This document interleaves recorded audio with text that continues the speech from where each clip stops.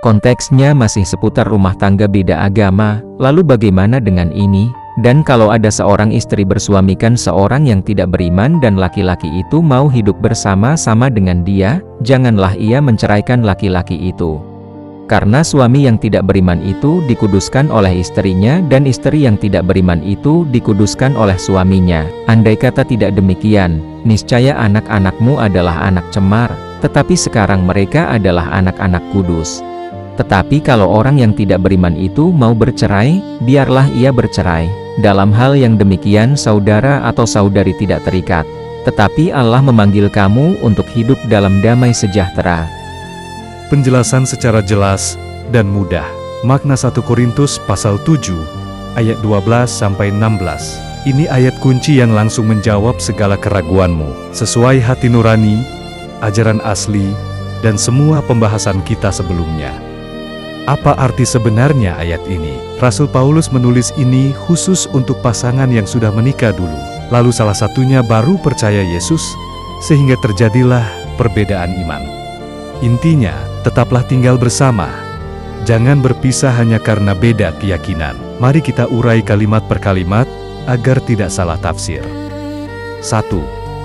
Janganlah ia menceraikan laki-laki itu. Perintah, jangan memutus ikatan pernikahan karena perbedaan iman. Pernikahan yang sah dan janji setia tetap diakui Tuhan, meski jalan ibadah berbeda. Walaupun iman baru, tapi tidak membatalkan janji lama. 2. Suami yang tidak beriman dikuduskan oleh istrinya, dan sebaliknya. Maknanya, dijadikan tempat rahmat, bukan diubah agamanya.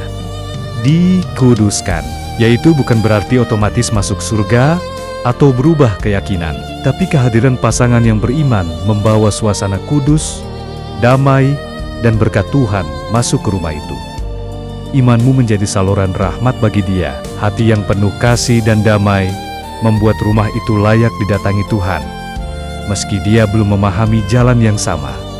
Tidak ada paksaan. Kamu tetap percaya Yesus, dia tetap pada jalannya, tapi rahmat tetap mengalir lewat hidupmu. 3. Anak-anakmu bukan cemar, tapi kudus. Jawaban tegas keraguanmu tadi. Anak tidak haram, tidak najis, tidak tercela di mata Tuhan.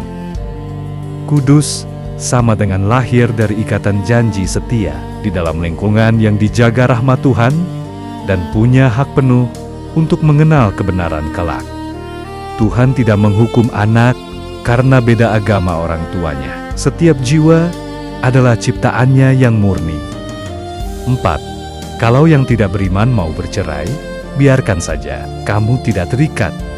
Batasannya, selama pasangan mau hidup damai, hormat, dan setia, tetaplah bertahan. Itu berkenan. Kalau dia sendiri yang memaksa berpisah karena perbedaan, kamu tidak berdosa, tidak bersalah, dan bebas, karena Tuhan menghendaki damai, bukan paksaan yang menyiksa hati.